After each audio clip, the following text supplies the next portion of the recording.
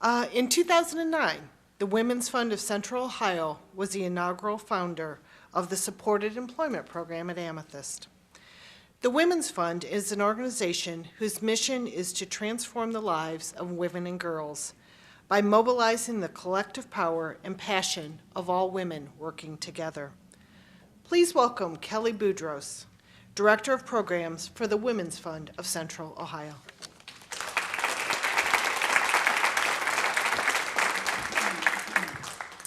Well, that's really hard to follow. I want to invite him back up. You can have my time. Come back up and speak. So you heard a little bit about the Women's Fund. We're a foundation for women and girls. In the end, the reason why the Women's Fund exists is because 7% of philanthropic dollars are spent on programs specifically for women and girls.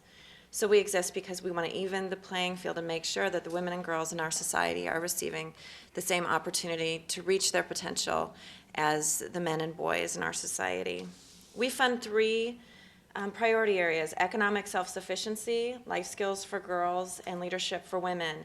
And we're a foundation that funds social change rather than direct service. And kind of the easy way that I think about the difference between direct service and social change is that when we tell this story at the Women's Fund, and you've probably heard it before, but there's a river and people are falling into the river and you're at the bottom of the river and you're pulling people out of the river to save them from drowning. That someone needs to continue to pull those folks out of the river. That's the shelters, the food banks, the emergency centers. That funding is important, but what the Women's Fund focuses on, what our priority areas are, is we kind of walk upriver and say, who's throwing these people in the river? How are these women getting into the river? What's happening? What systems and institutions are allowing this to continue to happen? And we fund programs that change those systems and institutions to keep those women from drowning. So Amethyst is, I have to admit, I'm just going to admit now that Amethyst is one of my favorite nonprofits. And I can say that because at the Women's Fund, staff don't make funding decisions. It's one of the ways where we democratize philanthropy. We have high school girls and women come together and read our grants, and they inform the board about what programs they feel are going to make the biggest social change impact for the girls and women in Central Ohio, and then the board makes that recommendation. So A, I can be a cheerleader for all the programs that come through, and B, I can have programs that I feel have a special place in my heart, and Amethyst is one of those. We funded a new pilot program, which is my favorite things about the Women's Fund, is we fund brand new seed programs, we fund great ideas, we fund grassroots organizations, and we fund large organizations. The supportive employment program for Amethyst was a seed program, was a brand new pilot project. It has the perfect trifecta of the three areas that we like to see programs to focus on with economic self-sufficiency. We want individual women to be served. We know that they need the support, the hard skills and the soft skills that they need to become employable. That was really important that Amethyst was providing that over a long period of time, 6 months of programming, to provide the women to get updated. You know, it's hard for us to stay current with, you know, that goes from Windows 2003 to 2007, and we're, you know, shocked. What happens when you haven't really worked on a computer ever in your whole life, or you haven't worked on a computer in 5 years?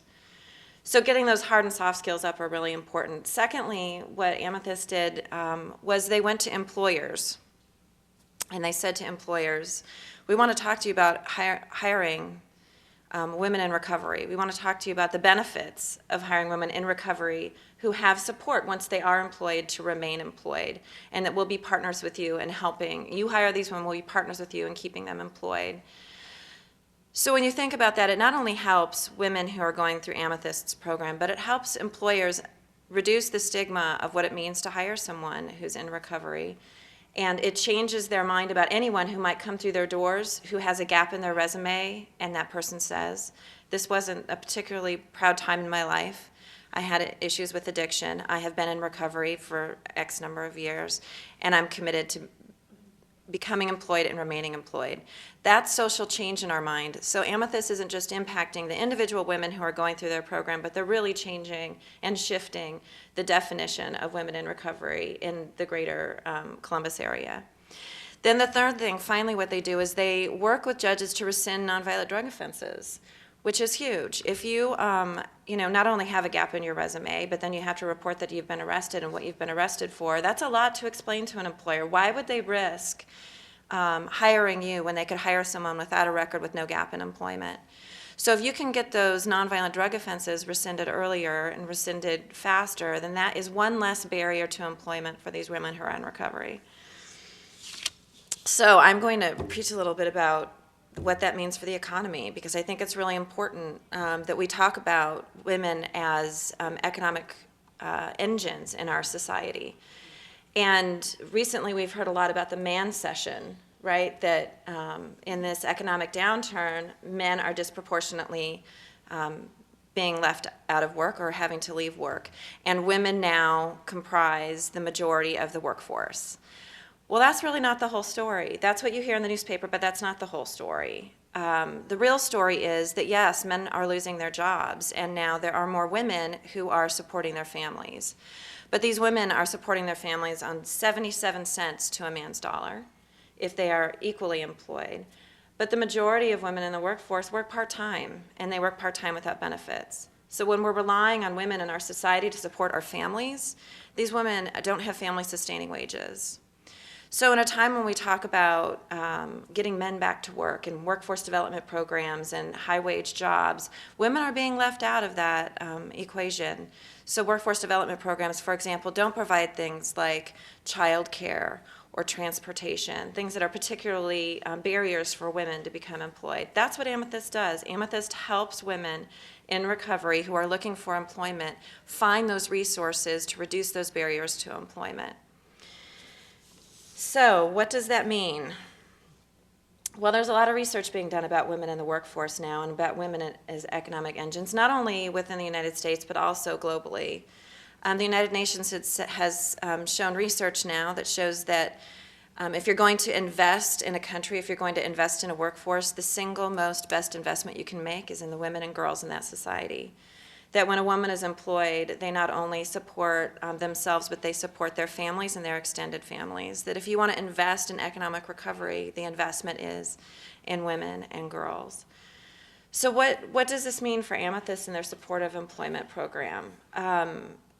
Amethyst has built trust and a relationship with the clients in their care. And so what they do is they help those women become confident to become employed.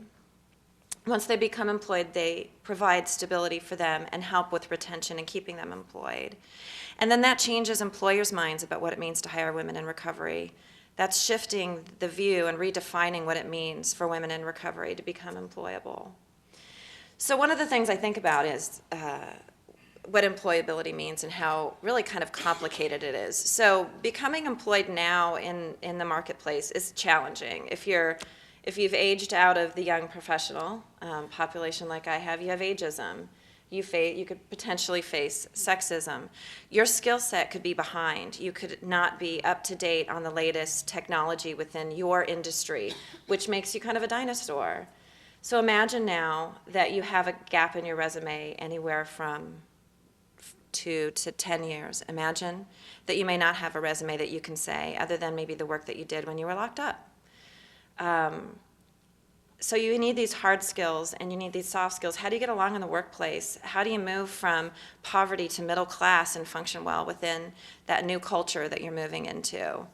But imagine then you have to be well-dressed and presentable and well-spoken. And you have to be a driver and move things forward, but you also have to build collaboration. It's complicated to remain employed, and I think that under those circumstances, in some ways it's hard for almost anyone in this audience to remain employed some days, right? Some days you're thinking, I just don't have what it takes to stay in this very complicated work dynamic. These women have to do it with much more barriers than that.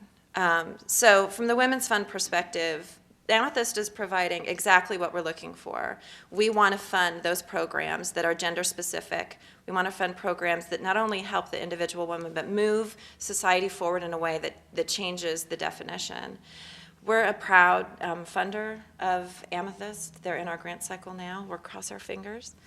And I want to just personally thank you for doing the work that you're doing. I think that it is so important, and you do it not the easy way, you do it in the hard way and in the best way. So, thank you.